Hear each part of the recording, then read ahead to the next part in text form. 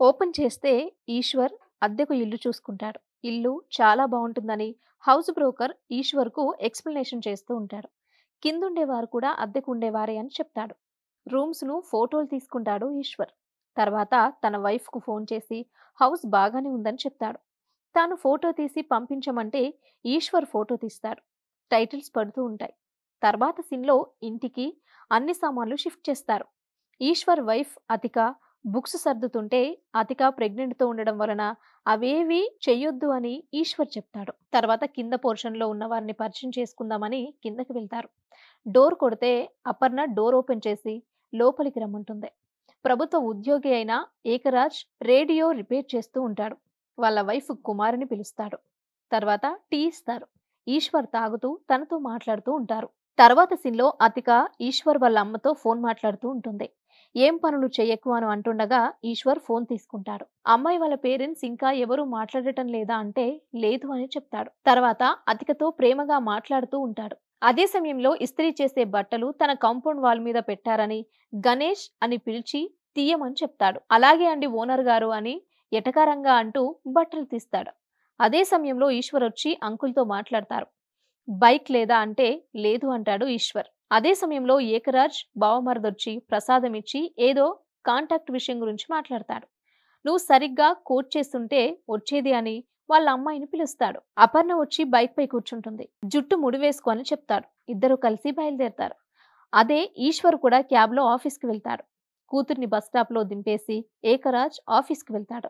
అక్కడ ఒకడు వచ్చి లంచం ఇస్తా అంటే అతన్ని తిట్టి బయటకు వెళ్ళిపో అంటాడు. తర్వాత ఒక ఆఫీసర్ ఫైల్ ఇచ్చి సంతకం చేయమంటాడు. అన్నీ సరిగ్గా చూసావా అంటే చూశాను అంటాడు. అది చెక్ చేసి డేట్ వేయలేదని చెప్తాడు. తాను పెన్ ఇవ్వమంటే తక్కువ కాస్ట్ పెన్ ఇస్తాడు. దాన్ని అలా చూస్తాడు అతను. ఏకరాజ్ చాలా పిసినారి. తర్వాత సంతకం పెట్టి వెళ్ళిపోతుంటే పెన్ అడిగి తీసుకుంటాడు. మరో సీన్‌లో ఈశ్వర్ ఆఫీస్‌లో అందరినీ పరిచయం చేసుకుంటాడు. తర్వాత వైఫ్‌తో కుకింగ్‌లో హెల్ప్ చేస్తూ ఉంటాడు. సాంగ్ స్టార్ట్ అవుతుంది. కుమారి, అపర్ణ పైకొస్తారు. ఫ్రిడ్జ్ చూసి కుమారి సంతోషపడుతోంది. అతికతో మాట్లాడతారు. వాళ్ళిద్దరూ లేచిపోయి పెళ్లి చేసుకున్నారట అని హస్బెండ్‌తో చెప్పి ఎదిగిన కూతురు ముందు ఇలాంటివి మాట్లాడకు అని చెప్తాడు. మిక్సీని కూడా తానే రిపేర్ చేస్తాడు. మరో సీన్‌లో గణేష్ ఈశ్వర్ బట్టలు తీసుకొని వస్తూ ఏకరాజును చూస్తాడు. తర్వాత అందరూ కలిసి భోజనం చేస్తారు. అతికను ఆస్పత్రికి తీసుకుపోవడానికి క్యాబ్ బుక్ చేస్తే అది క్యాన్సిల్ అయిందని ఆటోలో వెళ్తారు. బేబీ హెల్దీగా ఉందని డాక్టర్ చెప్తుంది. తిరిగి కారులో వస్తూ నీకు నచ్చిన కలర్ బ్లూనే కదా అని అంటాడు. అవును అంటుంది అతిక. కట్ చేస్తే కారు కొంటాడు ఈశ్వర్. అతిక సంతోషపడుతోంది. తర్వాత సీన్‌లో ఏకరాజ్ బావమరిది తనకు కాంటాక్ట్ ఇప్పించమని వాళ్ళ అక్క కుమారిని అడుగుతూ ఉంటాడు. అదే సమయంలో తాను చట్నీ చేయడానికి కొబ్బరి తురుముతూ ఉంటుంది. దోసలోకి టొమాటో చట్నీ చేయమని చెప్తాడు ఏకరాజ్. కొబ్బరి తురిమేశాను అని కుమారి చెప్తుంది. దాన్ని పక్కకు పెట్టి టొమాటో చట్నీ చేయని అంటాడు. దాంతో కుమారి విసుగ్గా అది పక్కకు పెడుతోంది. అదే టైంలో కాంటాక్ట్ గురించి అడిగితే చట్నీ ఏం చేయాలో కూడా ఆయనే చెప్తాడు, నేనేం చెప్పగలను అంటుంది. అదే సమయంలో అతిక డోర్ కొడుతుంది. ఏంటమ్మా ఈ టైంలో అంటే కారు కొన్నాము, మీ బైక్ కాస్త తీస్తారా అని అంటుంది. ఏకరాజ్ తన బైకును పక్కన పెడతాడు. ఈశ్వర్ కార్ పార్క్ చేస్తాడు. తర్వాత కుమారి తన భర్తతో కార్ చాలా బాగుందని అంటుంది. అప్పు చేసి కారు కొనడం గొప్ప విషయమా అని అంటాడు. అప్పు చేసి అయినా భార్యను బానే చూసుకుంటున్నాడు అంటుంది. దాంతో కోప్పడి బయటకొస్తాడు. ఏంటి ఏకరాజ్ సార్ కారు కొన్నారా అని అకౌంటెంట్ అడుగుతాడు. తాను కాదు అని చెప్పేలోపే మంచు పని చేశారు. ఎండలు మండిపోతున్నాయంటాడు. అదే సమయంలో గణేష్ అది పైన ఈశ్వర్ సార్ది అని అంటాడు. ఏకరాజ్ అవమానంగా ఫీల్ అవుతాడు. పంచర్ మీదనే పంచర్ వేసే మొహం అని గణేష్ మాట్లాడుతుంటే ఏకరాజ్ దాని పైకి తీస్తాడు. అపర్ణ కారద్దంలో చూస్తూ ఉంటుంది. ఏకరాజ్ రమ్మని కోప్పడతాడు. తర్వాత తన కూతుర్ని ఎక్కించుకొని వెళ్తాడు. కారు ఎక్కువ స్పీడ్ వెళ్ళొద్దని, అలా లాంగ్ డ్రైవ్ వెళ్తే మైలేజ్ సెట్ అవుతుందని ఈశ్వర్ ఫ్రెండ్స్ చెప్తారు. తర్వాత తన వైఫ్ వెయిటింగ్ చేస్తుంటే ఈశ్వర్ డిన్నర్‌కి వెళ్లి అలా లాంగ్ డ్రైవ్ వెళ్దామని చెప్తాడు. అదే సమయంలో ఏకరాజ్ ఫోన్ చేస్తాడు. తన బైక్ పెట్టడం ఇబ్బందిగా ఉందని కారు కొంచెం పక్కకు పెట్టమని అంటాడు.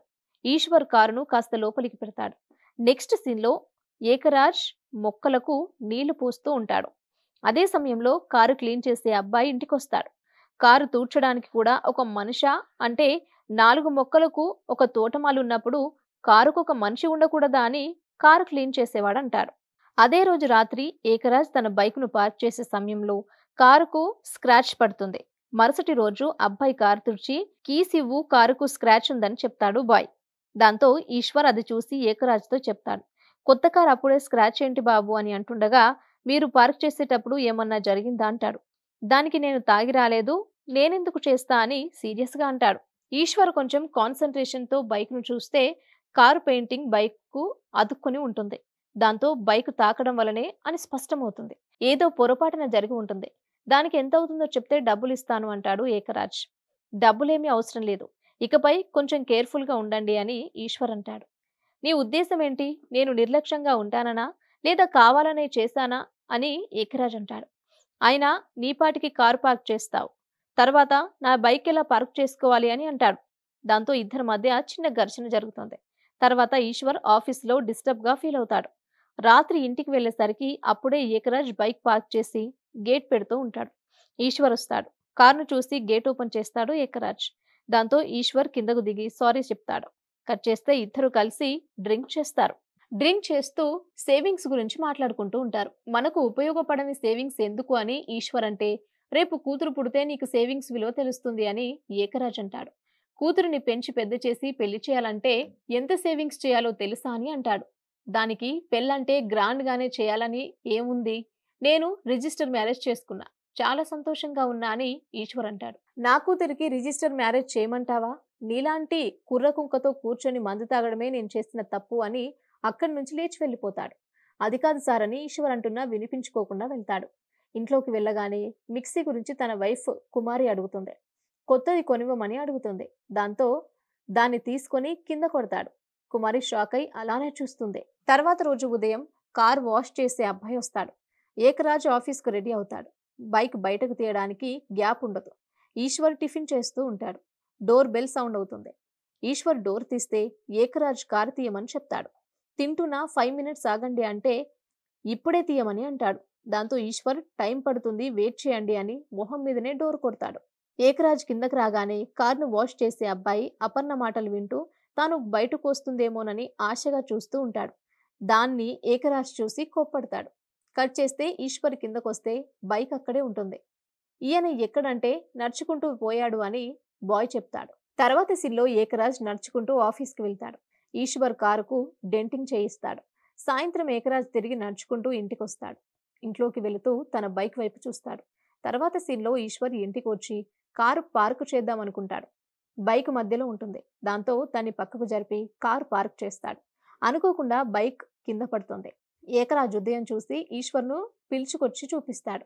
ఇద్దరి మధ్య గొడవ జరుగుతుంది. ఇకపై కావాలనే స్క్రాచ్ చేస్తా అని ఏకరాజ్ అంటే, నేను కావాలనే బైక్ కింద పడేస్తా అని ఈశ్వర్ అంటాడు.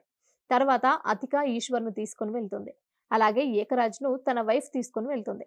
కట్ చేస్తే ఓనర్ ఇద్దరితో మాట్లాడుతూ ఉంటాడు. కారుకు పార్కింగ్ ప్లేస్ ఇచ్చి బైకును పక్కన పెట్టుకోండి అని ఓనర్ చెప్పి వెళ్తాడు. దాంతో ఏకరాజ్ ఆలోచిస్తాడు. కట్ చేస్తే కొత్త కారు కొనుక్కొనొస్తాడు. ముందుగానే ఇంటికొచ్చి పార్క్ చేసుకుంటాడు. అదే సమయంలో ఈశ్వర్ వచ్చి కారును చూస్తాడు. నేనే కొన్నానని చెప్తాడు. దాంతో కారు బయట పార్క్ చేస్తాడు. ఈశ్వర్ ఫ్రస్ట్రేషన్‌లో బీర్ తాగుతుంటే పూర్ణిమ వచ్చి సారీ అన్నయ్య అని చెప్తోంది. నా మీద కోపంతో కారు కొనడం ఏంటని అడుగుతుండగా ఫోన్ వచ్చిందని ఏకరాజ్ పిలుస్తాడు. మార్నింగ్ లేచి చూస్తే కారుపై పిట్టలు రెట్టలు వేస్తాయి. ఈశ్వర్‌కు కోపం వస్తుంది. వాటర్‌తో క్లీన్ చేసుకుని ఆఫీస్‌కి వెళ్తాడు. తర్వాత ఏకరాజ్ కూడా ఆఫీస్‌కి వెళ్తాడు. కారు పార్కింగ్ గురించి ఆఫీస్‌లో తన ఫ్రెండ్స్ జోక్స్ చేస్తూ ఉంటారు. తర్వాత నైట్ ఇంటికి రాగానే ఏకరాజ్ కారు పార్కింగ్‌లో ఉంటుంది. సరే అని వేరే వాళ్ళ ఇంటి దగ్గర పార్క్ చేస్తాడు. మార్నింగ్ లేవగానే వాళ్ళ ఇంటి దగ్గర పార్క్ చేసినందుకు అతను తిడతాడు. ఇదే విషయం ఆఫీస్‌లో ఫ్రెండ్స్‌తో మాట్లాడతారు. వైఫ్‌కి ఎమర్జెన్సీ అని చెప్పి ముందే వచ్చి కారు పార్కింగ్ చేస్తాడు. అది ఏకరాజ్ చూస్తాడు. తర్వాత రోజు ఏకరాజ్ ఆఫ్టర్‌నూన్ ఇంటికి వెళ్లి కారు పెడతారు. అదే విషయాన్ని గణేష్ చెప్తాడు. కట్ చేస్తే ఇద్దరు ఒకే సమయంలో కారు పార్క్ చేయడానికి ఇంటికొస్తారు. ఇద్దరూ ఎదురు పడతారు. అదే సమయంలో కారు హారన్ కొడతాడు. కుమారి గేట్ ఓపెన్ చేస్తుంది. ఈశ్వర్ తనకంటే ముందే వెళ్లి పార్క్ చేస్తాడు. ఆ సమయంలో కారు మిర్రర్ బ్రేక్ అవుతుంది. ఇలా ఎందుకు అని అతిక అడుగుతుంది. తర్వాత సీన్‌లో ఏకరాజ్ తన కారును పక్కన పార్క్ చేస్తాడు. ఉదయం ఈశ్వర్ ఆఫీస్‌కి వెళ్తే కారు పెట్టుకోవాలని ఏకరాజ్ అనుకుంటాడు. కానీ ఈశ్వర్ కారును అక్కడే పార్క్ చేసి ఆటోలో ఆఫీస్‌కి వెళ్తాడు. ఏకరాజ్ ఫీల్ అవుతాడు. అతిక షాపింగ్ చేద్దామంటే ఫ్రెండ్ కారులో వెళ్దాం కానీ కారు తీయను అంటాడు ఈశ్వర్. నెక్స్ట్ సీన్‌లో కుమారి నీళ్లు అయిపోయాయి, బోర్ వేయమంటుంది. దాంతో ఏకరాజ్కు ఒక ఆలోచన వస్తుంది. కట్ చేస్తే మోటార్ ఖరాబ్ అయింది. సంపు తీయాలంటే కారు తీయండి అని మెకానిక్ ఈశ్వర్తో చెప్తాడు. దాంతో ఈశ్వర్ కారు తీస్తాడు. అదే సమయంలో ఆఫీస్ కారు వస్తే దాన్ని వెళ్ళిపో అని అంటాడు. టైం అడిగితే 30 మినిట్స్ అని చెప్పడంతో ఈశ్వర్ వెళ్ళిపోతాడు. త్వరగా రిపేర్ చేయండి అని ఏకరాజ్ అంటాడు. సంతోషంతో కారును పార్క్ చేసుకోవాలని కారు తీయగానే ఈశ్వర్ ఫాస్ట్గా వచ్చి కారును పార్క్ చేస్తాడు. అదే సమయంలో ఏకరాజ్ కంట్రోల్ చేయలేక కారు ఒక గోడను ఢీకొట్టబోతూ సడన్ బ్రేక్ వేస్తాడు. తర్వాత కోపంతో రాయి తీసుకొని ఈశ్వర్ కారును కొడతాడు. ఈశ్వర్ కోపంతో బయటకొచ్చి ఏకరాజ్ చొక్కా పట్టుకుంటాడు. ఇద్దరిని అందరూ ఆపుతూ ఉంటారు. అమ్మాయిని లేపుకొచ్చిన పోరంబోకు అని ఏకరాజ్ అంటాడు. మంచిగా మాట్లాడు అని ఈశ్వర్ అంటాడు. కోపంతో ఏకరాజ్ బాస్టర్డ్ అంటాడు. కోపంతో ఈశ్వర్ ఏకరాజ్ చెంపపై కొడతాడు. ఏకరాజ్ లుంగి ఊడిపోతుంది. అంతలో తన వైఫ్ లుంగి కట్టుకోండి అందరూ చూస్తున్నారు అని బాధపడుతుంది. లుంగి కట్టుకొని నిన్ను ఈ గల్లీలో ఉండనీయకుండా చేస్తా అని సవాల్ చేస్తాడు. నేను చూస్తా అని ఈశ్వర్ అంటాడు. ఇంటి ఓనర్ ఫోన్ చేసి సీనియర్ సిటిజన్ మీద చేయి చేసుకోవడం కరెక్ట్ కాదని అంటాడు. ఇష్టం ఉంటే ఉండండి లేదంటే లేదు అని చెప్తాడు. అదే విషయాన్ని ఈశ్వర్తో చెప్తుంది అతిక. తాను మాత్రం అలా మాట్లాడొచ్చా అని అంటాడు. తర్వాత సీన్లో ఆఫీస్లో తన పర్ఫార్మెన్స్ బాలేదని టీం లీడర్ అరుస్తాడు. తర్వాత సీన్లో అవమానంగా ఫీల్ అయిన ఏకరాజ్ ఈశ్వర్ మీద కంప్లైంట్ ఇవ్వాలని ఆలోచిస్తుంటే వాళ్ళ బామ్మర్ది ఒక ఆలోచన ఇస్తాడు. కట్ చేస్తే కొట్టడం తప్పే, రేపు మార్నింగ్ వెళ్ళి సారీ చెప్తా, ఇల్లు కూడా ఖాళీ చేద్దామని ఫ్లాట్ చూస్తుంటే పోలీస్ కానిస్టేబుల్ వచ్చి ఈశ్వర్ను తీసుకెళ్తారు. ఎస్ఐ ఏం జరిగింది అని అడిగి పూర్ణిమతో అసభ్యంగా ప్రవర్తించింది ఇతనేనా అని అడుగుతాడు. ఈశ్వర్ షాక్ అవుతాడు. పూర్ణిమను అడిగితే తాను ఏడుస్తుంది. కారులో వాళ్ళ నాన్న ఇలాగే చెప్పమని లేదంటే ఈ అవమానం భరించలేక చనిపోవాలనిపిస్తుందని చెప్తాడు. దాంతో భయపడి పూర్ణిమ అవును అంటుంది. కట్ చేస్తే ఇంట్లో పూర్ణిమను తిడుతుంది వాళ్ళమ్మ. తండ్రి చెబితే ఏమాత్రం ఆలోచన లేకుండా ఇలానే చేస్తావా అంటుంది. మరో సీన్లో పోలీస్ స్టేషన్కు అతిక వస్తుంది. పోలీసులను రిక్వెస్ట్ చేస్తుంది. మమ్మల్ని రిక్వెస్ట్ చేసి లాభం లేదు, కంప్లైంట్ ఇచ్చిన వాళ్ళతో మాట్లాడండి లేదంటే ఓ లాయర్ను పెట్టుకోండి అని చెప్తాడు. తర్వాత ఏకరాజ్ను అతిక బతిమలాడుతుంది. అతను వినడు. అతిక వెళ్ళిపోతుంది. ఏకరాజ్ టేప్ రికార్డులో పాటలు పెట్టుకొని సంతోషపడుతూ ఉంటాడు.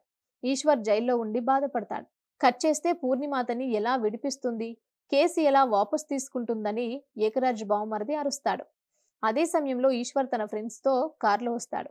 పూర్ణిమ ఇంట్లోకి వెళ్ళగానే ఎవరిని అడిగి వాణ్ణి తీసుకొచ్చావంటాడు. ఎవరిని అడగవలసిన పని లేదు అని వెళ్తుంది. తర్వాత ఈశ్వర్ను తిడుతుండగా అతిక పైకి తీసుకెళ్లి వాటర్ ఇస్తుంది. కింద అతను తిట్టే మాటలు వినిపిస్తున్నాయి. అతను కిందకొచ్చి గ్లాస్తో కొడతాడు. తనతో ఉన్నవాళ్ళను కూడా ఈశ్వర్తో వస్తుంటే అందరినీ కొడుతూ ఉంటాడు. అదే సమయంలో ఇంటి ఓనర్ వచ్చి మీ సమస్యలు ఎలాగైనా ఉండనివ్వండి, పోలీస్ స్టేషన్కు వెళ్ళొచ్చావు కాబట్టి ఇల్లు ఖాళీ చేయండి అంటాడు. తర్వాత సీన్లో ఇల్లు ఖాళీ చేసేంత వరకు కారు బయటనే పార్క్ చేసుకుందామని చెప్తుంది. తర్వాత రోజు తాను షెడ్ బటన్ సరిగ్గా పెట్టుకోకుండా ఏదో ఆలోచిస్తాడు. అదే సమయంలో అతిక వచ్చి షెడ్ బటన్ పెట్టి మనకు గొడవలొద్దు అని చెప్తుంది. దాంతో ఈశ్వర్ కారును బయటకు తీస్తాడు. బయట వెయిట్ చేస్తాడు. అదే సమయంలో ఏకరాజ్ సంతోషపడతాడు. ఏకరాజ్నే ఫాలో అవుతూ ఉంటాడు. తర్వాత రోజు ఏకరాజ్ అతిక దగ్గరకు వచ్చి అలా చేసినందుకు తాను కూడా బాధపడుతున్నట్లు చెప్పి వెళ్తాడు. ఆఫీస్లో ఏదో పని చేసుకుంటుంటే మీకు బాగా కావాల్సిన వారు వచ్చారని క్లర్క్ చెప్తాడు. కట్ చేస్తే అక్కడికి ఈశ్వర్ వస్తాడు. తనతో మాట్లాడి వెళ్తాడు. అతను వెళ్ళిన తర్వాత డస్ట్బిన్లో ఒక కవర్ ఉంటుంది. అందులో డబ్బులుంటాయి. వాటిని ప్యాకెట్లో పెట్టుకొని అటు ఇటు తిరుగుతుండగా విజిలెన్స్ ఆఫీసర్స్ వస్తారు. లంచం తీసుకున్నట్లు సమాచారం ఉంది, చెక్ చేయాలి అంటారు.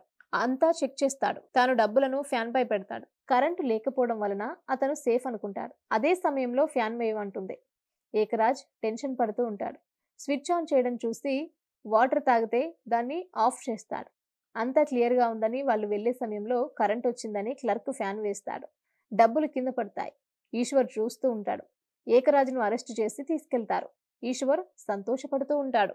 తర్వాత సీన్లో అతిక న్యూస్ చూస్తుంటే ఈశ్వర్ వస్తాడు. ఇదంతా నువ్వే చేసావు కదా అంటే కాదు అంటాడు. అసలేం జరుగుతుంది, ఇదంతా నువ్వే చేసావు కదా అని అతిక అడుగుతుంది. తన బిడ్డ మీద ప్రమాణం చేసి చెప్పమంటే అవును అంటాడు.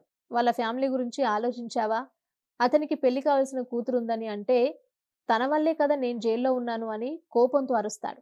అదే సమయంలో ఏకరాజ్ ఇంటికి వస్తాడు. అవమానంతో కూర్చుంటాడు. కట్ చేస్తే ఈశ్వర్ కారు టైర్ లూజ్ చేస్తాడు ఏకరాజ్.